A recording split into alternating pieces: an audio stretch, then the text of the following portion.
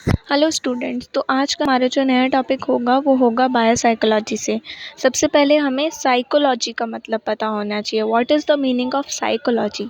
तो साइकोलॉजी दो वर्ड से मिलके बना है, साइकी और लॉजी। साइकी का मतलब होता है बिहेवियर, माइंड, और लॉजी का मतलब होता है स्टडी।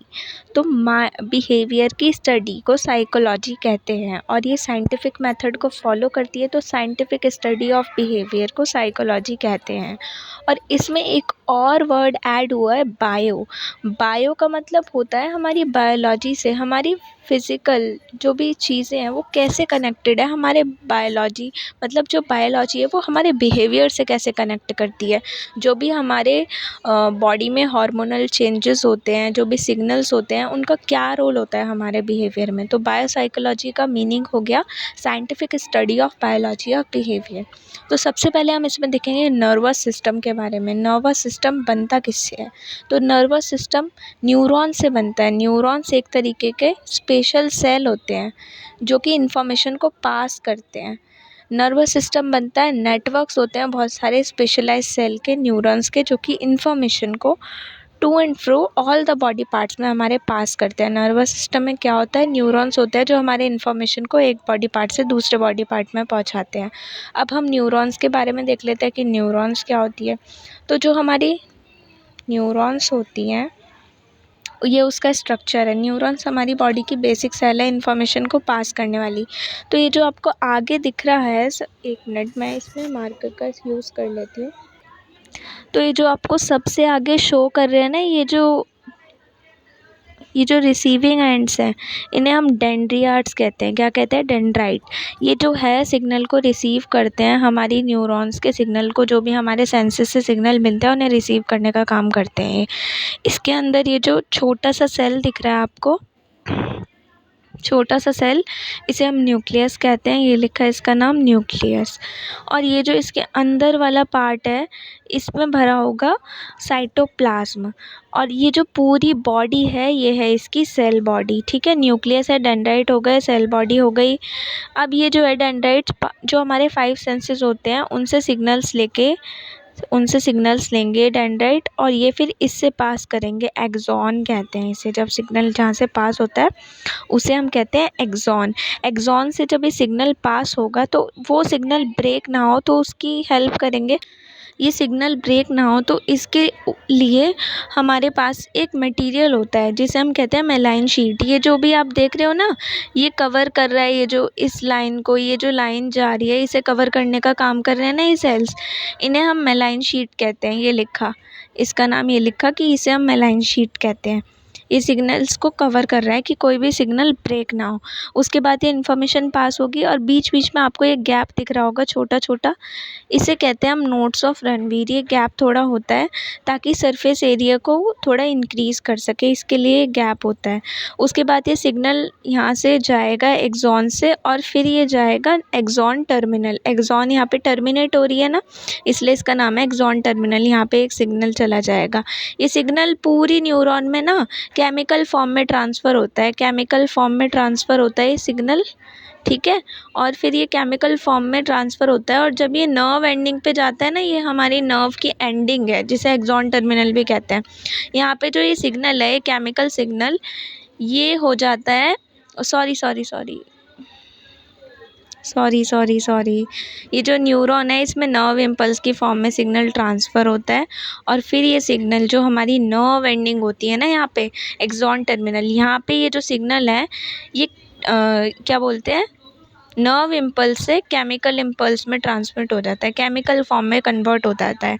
और ये केमिकल फॉर्म में जब कन्वर्ट होता है ना, तो उस केमिकल को हम बोलते हैं न्यूरोट्रांसमीटर। क्या बोलते हैं? न्यूरोट्रांसमीटर।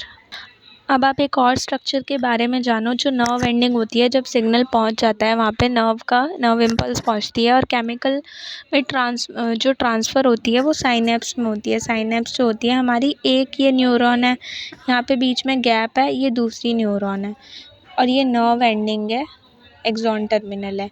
अब यहाँ पे जो सिग्नल है वो केमिकल फॉर्म में कन्वर्ट हो जाता है। साइनेप्स से जो सिग्नल जाता है वो केमिकल फॉर्म में जाता है, और फिर वो दूसरी न्यूरॉन के पास जब आता है तब वो दोबारा से इलेक्ट्रिकल इम्पल्स में कन्वर्ट हो जाता है। तो हमारी ये जो साइनेप्स होती है इसकी डेफिनेशन देख लो। साइनेप्स क्या होती है? जो हमारी प्री साइनेप्टिक न्यूरॉन है, मतलब प्री साइनेप्टिक न्यूरॉन मतलब पहले वाली जो न्यूरॉन है, और फिर बीच में आता है साइनेप्टिक लगती है, प्री साइनेप्टिक न्यूरॉन है साइनेप्स से पहले वाली, फिर आगे साइनेप्टिक लेफ्ट, उसके बाद आती है पोस्ट साइनेप्टिक न्यूरॉन मतलब साइनेप्स के बाद वाली। जो दो न्यूरॉन के बीच का गैप होता है उसे हम साइनेप्स कहते हैं, ठीक है।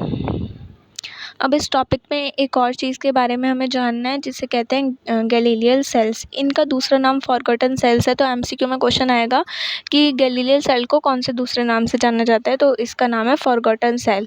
ये न्यूरॉन्स को सपोर्ट प्रोवाइड करते हैं, न्यूरॉन की ग्रोथ में बहुत हेल्प करते हैं, न्यूट्रिएंट्स को पास करते हैं न्यूरॉन के पास, और उनके पास से जो भी वेस्ट मटेरियल होता है वो बाहर लेके आते हैं। देखो, न्यूट्रिएंट्स देंगे, वेस्ट मटेरियल को लेके आएंगे, जो भी डेड न्यूरॉन्स होती हैं उन्हें भी लेके आएंगे, तो इससे न्यूरॉन को सपोर्ट मिलेगा।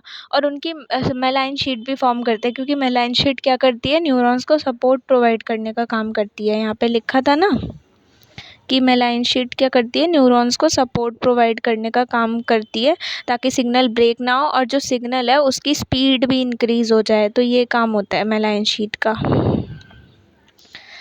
बस। और गैलीलियल सेल दो टाइप के होते हैं, ये याद रखो। जो गैलीलियल सेल है वो दो टाइप के होते हैं। ये जो क्या करते हैं, मेलाइन शीट को प्रोड्यूस करते हैं, जो कि सिग्नल को ब्रेक नहीं होने देती है और स्पीड इंक्रीज़ करती है। तो ओलिगोडेंड्राइट होते हैं और सुषुवान सेल होते हैं। ओलिगोडेंड्राइट हमारे सेंट्रल नर्वस सिस्टम में मेलाइन शीट फॉर्म करते हैं, और सुषुवान सेल हमारे पेरिफेरल नर्वस सिस्टम में। अब सेंट्रल नर्वस सिस्टम में दो चीज़ें आती हैं, एक तो आता है हमारा ब्रेन, और दूसरी आती है हमारी स्पाइनल कॉर्ड आती है, ब्रेन और स्पाइनल कॉर्ड।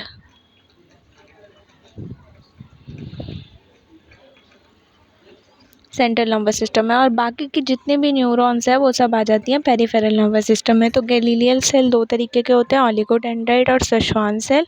ओलिगोडेंड्राइट जो होते हैं सेंट्रल नर्वस सिस्टम में मेलाइन शीट फॉर्म करता है, और सुषुवान सेल पेरिफेरल नर्वस सिस्टम में। तो आपने क्या क्या देख लिया, बायोसाइकोलॉजी साइंटिफिक स्टडी है बिहेवियर की। जो हमारा नर्वस सिस्टम है उसका जो मेन पार्ट है वो न्यूरॉन है, जो कि सिग्नल को ट्रांसफ़र करता है। जो न्यूरॉन्स है उसके सभी पार्ट्स देख लिए हमने। डेंड्राइट सेंसेस से हमारे सिग्नल्स को रिसीव करते हैं, फिर वो नर्व इम्पल्स की फॉर्म में ट्रांसमिट होता है, एंड देन वो एक्सॉन टर्मिनल पे जाके केमिकल की फॉर्म में कन्वर्ट हो जाता है। जो दो न्यूरॉन के बीच का गैप होता है उसे साइनेप्स कहते हैं, या फिर साइनेप्टिक क्लिफ्ट कहते हैं। और साइनेप्टिक क्लिफ्ट की जो वो होती है साइज़, वो 20 नैनोमीटर होती है, मतलब बहुत छोटा होता है प्री साइनेप्टिक और पोस्ट साइनेप्टिक न्यूरॉन के बीच में। क्वेश्चन ये आ सकता है कि गैलीलियल सेल्स का काम क्या होता है, तो ये काम होता है कि support provide, nutrient provide, clean waste material और मेलाइन शीट फॉर्मेशन। अब दो तरीके के कौन से गैलीलियल सेल होते हैं, ओलिगोडेंड्राइट और सुषुवान सेल। इनका काम क्या था, मेलाइन शीट प्रोड्यूस करना, पर दोनों का अलग अलग जगह है। ओलिगोडेंड्राइट सेंट्रल नर्वस सिस्टम में करेंगे, सुषुवान सेल पेरिफेरल नर्वस सिस्टम में करेंगे। तो ये था हमारा न्यूरॉन्स का थोड़ा सा टॉपिक, ठीक है। Thank you. और एक बात, इसे अच्छे से रिवाइज़ कर लीजिए। इसके जो एमसीक्यू क्वेश्चन है वो अभी मैं पोस्ट कर दूँगी, 10 एमसीक्यूज़ इस टॉपिक से। ओके, चलिए keep revising, stay tuned, stay updated. Thank you.